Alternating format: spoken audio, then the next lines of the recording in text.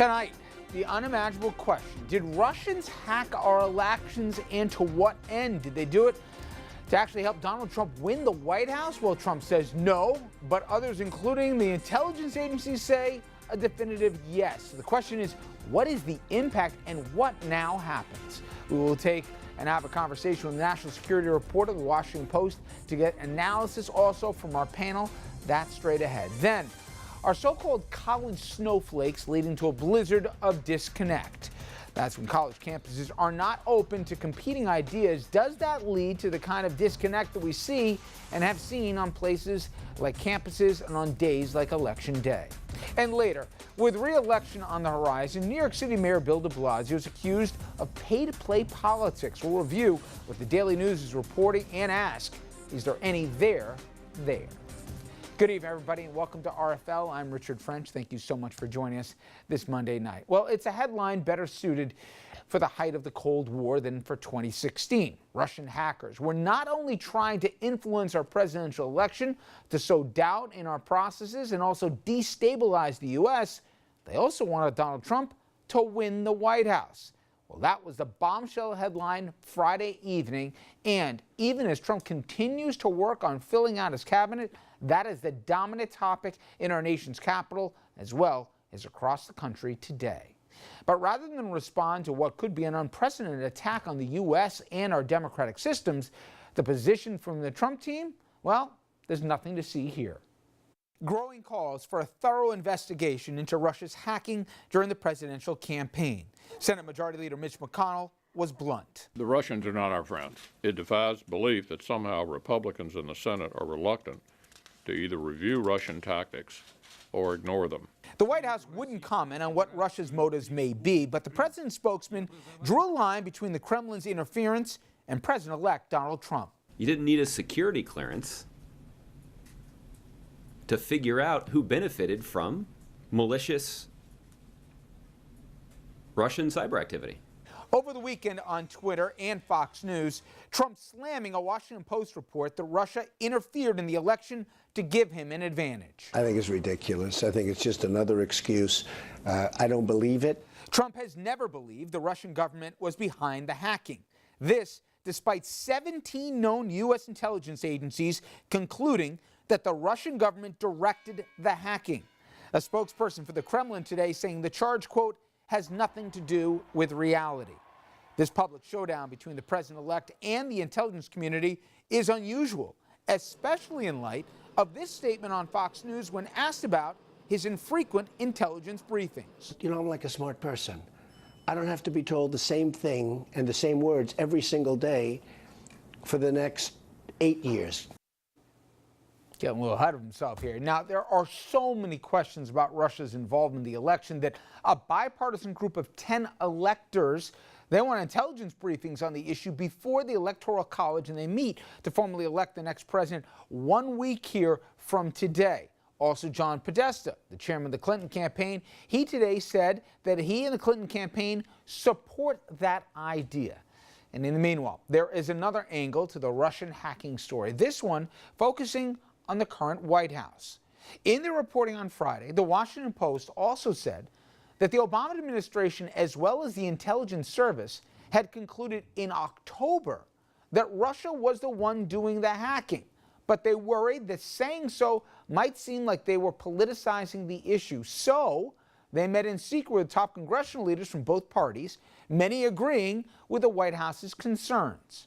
But Senate Majority Leader Mitch McConnell said no, and that he would view any effort from the White House to come forward with this as partisan politics. By the way, McConnell's wife, Elaine Chao, she was just named as Trump's transportation secretary designee. And the White House said little on the hacking concerns in the closing weeks of the election. But even though Trump publicly doubting that Russia was working to elect him, other Republicans, they want to know more.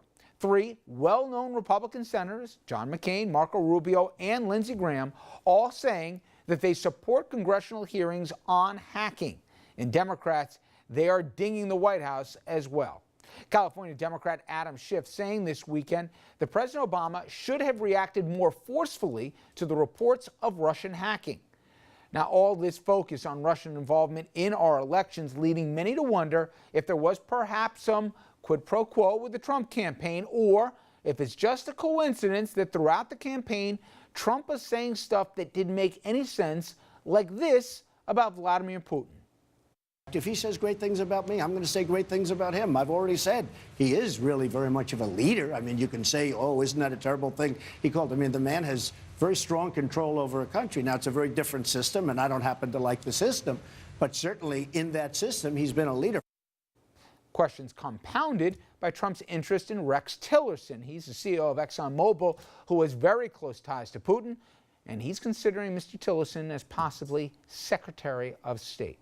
And for more, we turn to Karoun Demirjian. She is a national security reporter for the Washington Post. A lot to unpack here, but first, I want to read a quote here from Michael Morell, who was an acting CIA director who called Russia's reportedly meddling in the U.S. elections the political equivalent of 9/11. He said, a foreign government messing around in our elections is, and I think, an existential threat to our way of life. To me, and this is to me not an overstatement, this is the political equivalent of 9/11. It's huge, and the fact that it hasn't gotten more attention from the Obama administration, Congress, and the mainstream media is just shocking to me. Do you think that's an overstatement given what we know? Well, it's certainly getting a lot of attention now. There are members of Congress from both parties that are talking very, very openly, all the way up to the leadership levels at this point, saying we really, really have to focus more on Russia. Certainly they're defending themselves from the last Congress for the last 2 years. They're saying we have been looking at Russia, but we really need to double our efforts now because of the hack that happened in the election, and also, you know, other activities that Russia's been pursuing across the globe that the United States finds to be troubling, to say the least. There is a political split, though, right now about how far they want to go and what they want to focus on. Republicans are not very keen on focusing on the latest CIA assessment that we reported on that showed that Russian hacking may have been to promote Trump into the White House. They want to take a broader look that looks at alleged nefarious activities of Russia's throughout the globe that does cyber hacking, yes, in addition to also looking at their activities in places like Syria and Ukraine, whereas Democrats are really, really homing in on the election hacking allegations because they say basically, look, this is messed with the election and could have actually brought about a different result, which is causing some strife between the two parties now as people do finally do what the statement you just read said, which is that pay a lot of attention to Russia and their activities in the cyber realm. How much, though, has changed in the last 24 hours? And I ask that more specifically as it relates to Republicans on the Hill. Yes, some are saying, hey, let's look at this more broadly, but you've got three notable senators to me, Marco Rubio. You had John McCain saying this is the equivalent of warfare. And Lindsey Graham, another Republican, said, I'm going after Russia in every way you can go after Russia. I think they did interfere with our elections, and I want Putin personally to pay the price. How many Republicans do they need, Karoun, before this thing isn't some general thing, but more specifically, before January 20th, a real inquiry into what Russia did, when they did it, and who knew about it? I think you're going to see that inquiry because, especially today, Mitch McConnell, who's the top Republican in the Senate, did say we're going to look into Russia and hacking and other activities as well.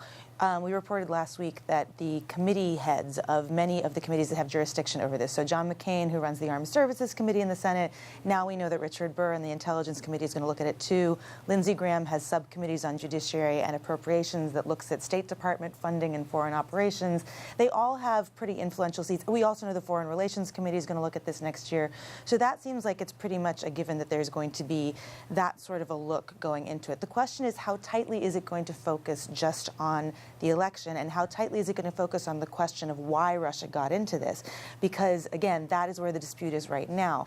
So there is going to be some sort of, it seems pretty clear at this point, enough people have committed to it and ranks high enough up the chain of both parties that something will happen. What that is going to be and exactly what it'll focus on, we've not answered those questions yet, and we may not answer those questions until these committees start scheduling these hearings in the new year, next month.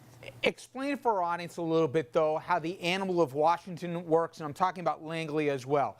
Sure, some people may debate the best forum for this, how far-ranging it should be, But very few people said that Russia didn't do it, with the exception, that is, of the president-elect, who then attacked our own intelligence agencies while doing it. And he's got a guy, John Bolton, that he's considering for at least a deputy post, who said, oh, you know what, forget about the Russians doing it.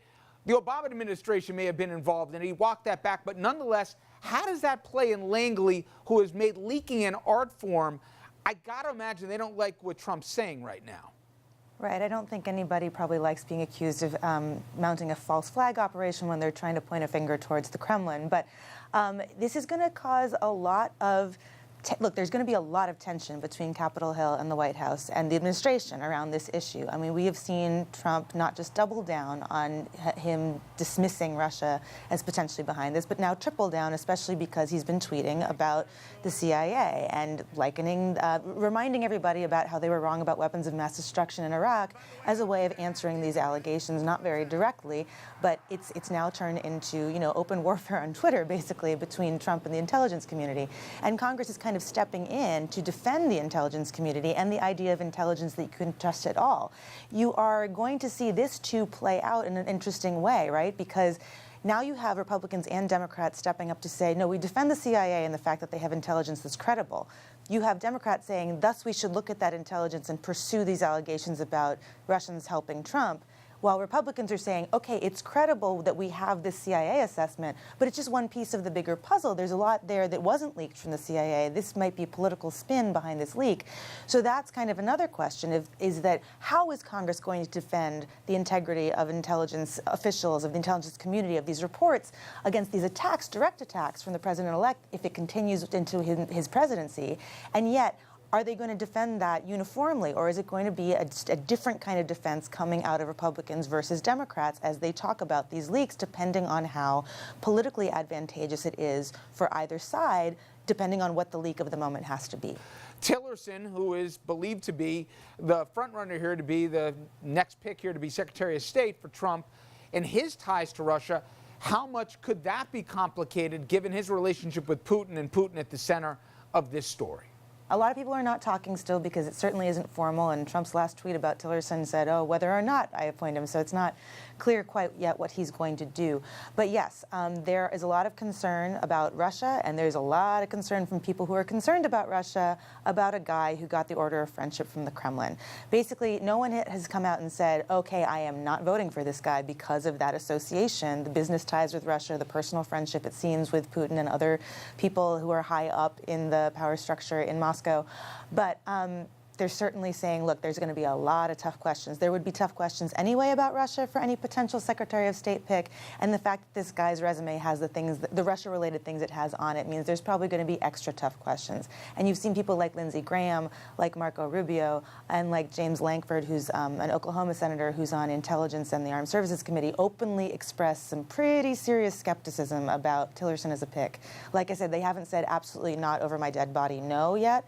But if enough of them choose not to vote for him, and it could be difficult for Tillerson to get confirmed, especially if Democrats decide to vote as a bloc and hold the line against him, which is also not clear yet at this point.